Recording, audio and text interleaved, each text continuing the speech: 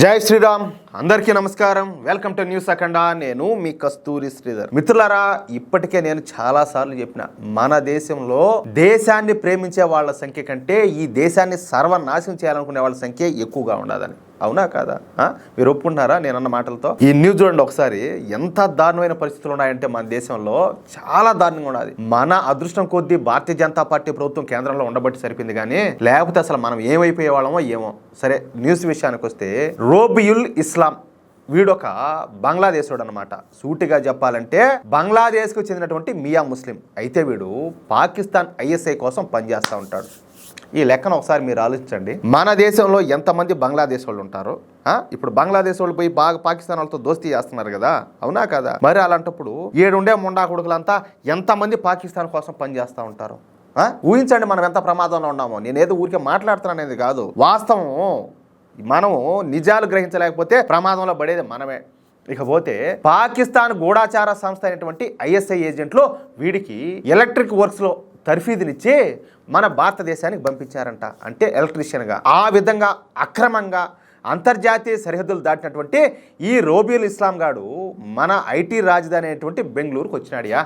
బెంగళూరు చేరుకున్నటువంటి ఈ బంగ్లాదేశ్ అక్రమ వలసదారుడికి మత పిచ్చితో స్థానికంగా ఉన్నటువంటి కొంతమంది జిహాదీలు కూడా సాయం చేశారు. ఏది విషయం తెలిసి కూడా. దీంతో ఈ రోబియుల్ ఇస్లాం గాడు బెంగళూరులోని ఒక మురికివాడలో సెటిల్ అయిపోయినాడు. ఇక బెంగళూరులోని సున్నిత ప్రాంతాలలో ఈ ఎలక్ట్రీషియన్ పనులు చేస్తా, అక్కడ పరిస్థితులను వీడియోలు తీస్తూ, అక్కడ సమాచారాన్ని పాకిస్తాన్ గూఢాచార సంస్థ అయినటువంటి ISIకి అందిస్తూ డబ్బులు సంపాదించడం మొదలుపెట్టినాడు. ఈ విధంగా గత 4 సంవత్సరాల నుంచి ఈ రోబియుల్ ఇస్లాం గాడు బెంగళూరులోనే ఉంటూ బెంగళూరులోని మన కేంద్ర ప్రభుత్వ కార్యాలయాలను, అదేవిధంగా ఆర్మీ స్థావరాలకు సంబంధించినటువంటి సమాచారాన్ని ఎప్పటికప్పుడు పాకిస్తాన్కు చేరవేస్తా ఉన్నాడంట.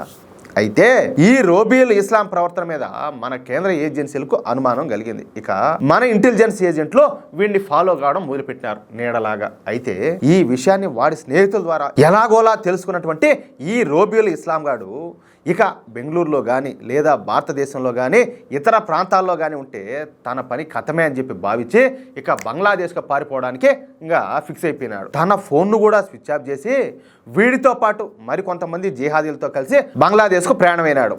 ఇక వీడిని ఫాలో అవుతా వస్తున్నటువంటి మన ఇంటెలిజెన్స్ అధికారులు వీడు తప్పించుకుపోయాడు అన్న విషయాన్ని అయితే గ్రహించారు. అయితే వీడి ఫోన్ను ట్యాప్ చేస్తే ఈ రోబియుల్ ఇస్లాం గాడు చివరి 4 కాల్స్ బంగ్లాదేశ్లోని తమ కుటుంబ సభ్యులతో మాట్లాడినట్టు మన ఇంటెలిజెన్స్ అధికారులు అయితే గ్రహించారు. అప్పటికే ఒక రోజంతా కూడా గడిచిపోయింది. ఇక వీడితో పాటు ఉన్నటువంటి మిగతా జిహాదీలు భారతదేశం నుంచి బంగ్లాదేశ్ పారిపోవాలంటే పశ్చిమ బెంగాల్కు పోయి అక్కడి నుంచి దర్జాగా బంగ్లాదేశ్కి అయితే వెళ్ళిపోవచ్చు అనమాట. ఎందుకంటే రాక్షస మాతే కదా ఆడ పశ్చిమ బెంగాల్లో ముఖ్యమంత్రిగా ఉండేదా, ఇంక ఇష్ట ప్రకారం ఉంటుందన్నమాట. దీంతో పశ్చిమ బెంగాల్కు వెళ్ళేటటువంటి అన్ని మార్గాల్లో పటిష్టమైన భద్రతను ఏర్పాటు చేసి సెర్చ్ ఆపరేషన్లు మొదలుపెట్టారు. అన్ని వాహనాలను కూడా చెకింగ్ చేయడం ప్రారంభించారు. అయితే ఈ విషయం ముందుగానే తెలుసుకున్నటువంటి ఈ జాంబిగాళ్ళు పశ్చిమ బెంగాల్కు పోకుండా సిలిగురి కారిడార్ ద్వారా మేఘాలయలోకి ప్రవేశించి అక్కడి నుంచి బంగ్లాదేశ్ బార్డర్ను దాటి తమ స్వస్థలం అయినటువంటి ఫిరోజ్పూర్ వెళ్ళాలని చెప్పేసి ప్లాన్ వేసుకున్నారు. ఇక ఆ మార్గంలోనే పోతా ఉన్నారు. అయితే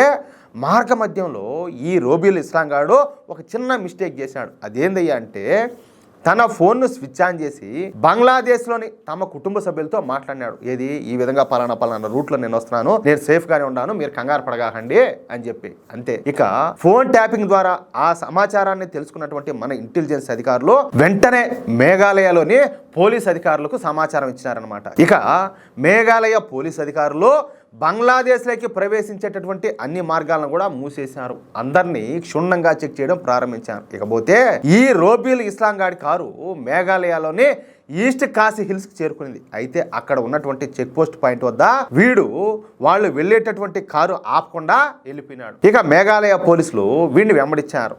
ఇక ఈ రోబియుల్ ఇస్లాం ప్రయాణిస్తున్నటువంటి కారు పైన కాల్పులు జరిపి మరి వీడిని సరిగ్గా బంగ్లాదేశ్ బార్డర్కు 1 కిలోమీటర్ దూరంలో ఉన్నటువంటి 7 సిస్టర్ ఫాల్స్ వద్ద పట్టుకున్నారు. చూడండి, యాడ్ నుంచి స్టార్ట్ అయినాడు ఓడు బంగ్లాదేశ్ బార్డర్కు ఓన్లీ 1 కిలోమీటర్ దూరంలో ఉన్నాడంటే ఇంకోటి ఏ లెక్కన పోయింటాడా?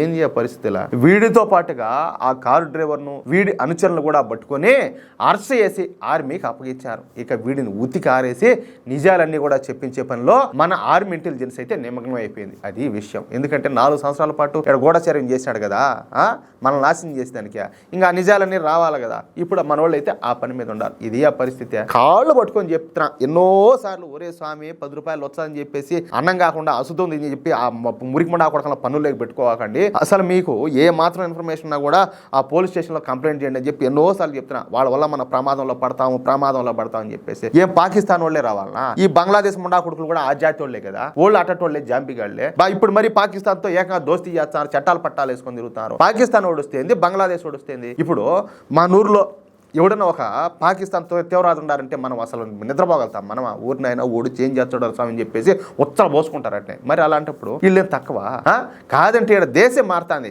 వాళ్ళ గుణాలు, వాళ్ళ ఆలోచనలు, వాళ్ళ స్వభావాలు అంతా సేమ్ టు సేమ్. నష్టపోయేది మనమేను. జాగ్రత్త పడితే బతాం, లేకపోతే నాకు పోతారు. ఇంతకు మించి నేనేం చెప్పి సావాలో నాకే అర్థమై చాడాల దరిద్రం కొద్దీ. మిత్రులారా, ఈ న్యూస్ కనుక మీకు నచ్చినట్లయితే ఖచ్చితంగా ఈ న్యూస్ నలుగురికి షేర్ చేయండి. అదేవిధంగా ప్రతి ఒక్కరు కూడా మీ యొక్క అమూల్యమైన అభిప్రాయంలో ఖచ్చితంగా స్పష్టంగా కామెంట్ చేయండి. ఇంకో విషయం ఏంటంటే, ఇంతవరకు మీరు కనుక మన ఛానల్ను సబ్స్క్రైబ్ చేసుకున్నట్లయితే ప్రతి ఒక్కరు కూడా మన ఛానల్ సబ్స్క్రైబ్ చేసుకోండి, సపోర్ట్ చేయండి ప్లీజ్. జై శ్రీరామ్.